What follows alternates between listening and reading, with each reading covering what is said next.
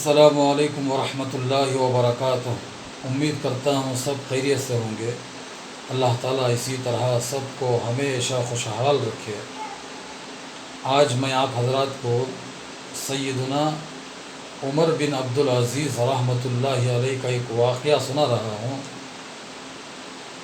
حضرت عمر بن عبدالعزیز رحمۃ اللہ علیہ کے دل میں مال کی ذرہ برابر بھی محبت نہیں۔ اس واقعے سے آپ اندازہ کر سکتے ہیں۔ حضرت عمر بن عبدالعزیز رحمۃ اللہ علیہ اپنے وقت کے بادشاہ ہیں، اور ان کی بیوی، ان کا نام بھی فاطمہ ہے،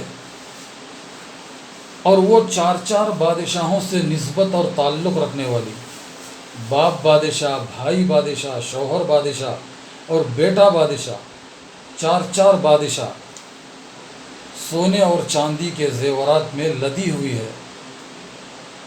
ایک مرتبہ عمر بن عبدالعزیز رحمۃ اللہ علیہ بلائے اپنی بیوی کو، کہا فاطمہ، دو باتیں میں آپ کے سامنے رکھتا ہوں اور تمہیں اختیار دیتا ہوں، اس میں سے جو چاہے پسند کر لو، جو چاہے چھوڑ دو۔ پوچھا کیا؟ کہنے لگے، اگر تمہیں زیورات سے محبت ہے تو مجھے چھوڑ دو، اگر تمہیں مجھ سے محبت ہے تو یہ سارے زیورات کو نکال دو۔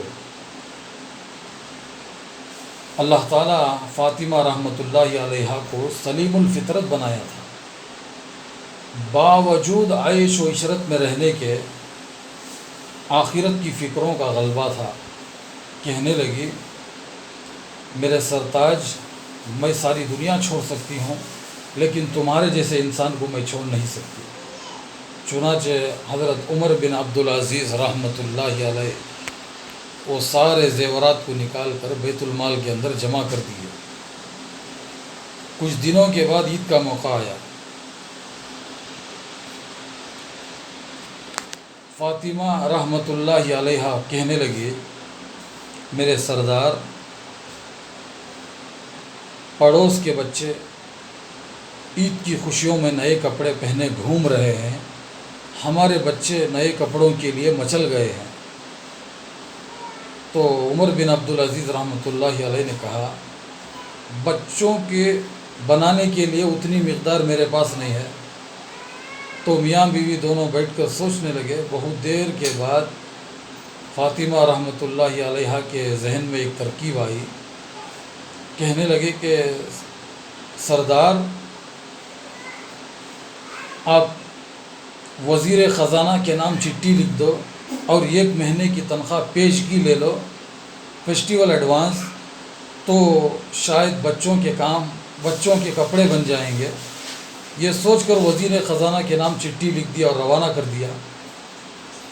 تو انہوں نے چٹھی کو اٹھایا اور اس کے پیچھے یہ لکھ دیا کہ 1 مہینہ آپ زندہ رہیں گے، اس کی میں ضمانت چاہتا ہوں۔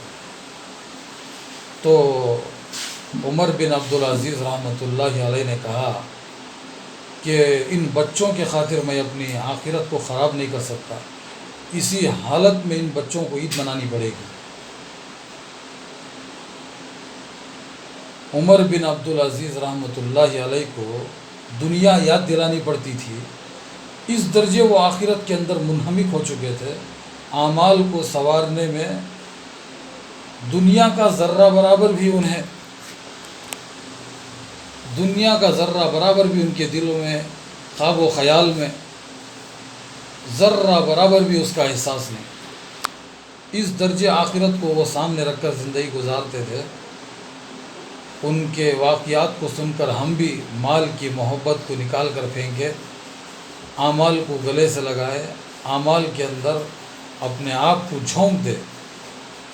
اللہ تعالیٰ سے دعا کرے کہ اللہ تبارک و تعالیٰ ہم تمام کو عمر بن عبدالعزیز رحمۃ اللہ علیہ کے نقش قدم پر چلنے کی توفیق عطا فرمائے۔ امید کرتا ہوں یہ ویڈیو آپ کو پسند آیا ہوگا۔ جو حضرات پہلی مرتبہ سن رہے ہیں، ان سے میری درخواست ہے کہ اس ویڈیو کو سبسکرائب کریں اور شیئر کریں۔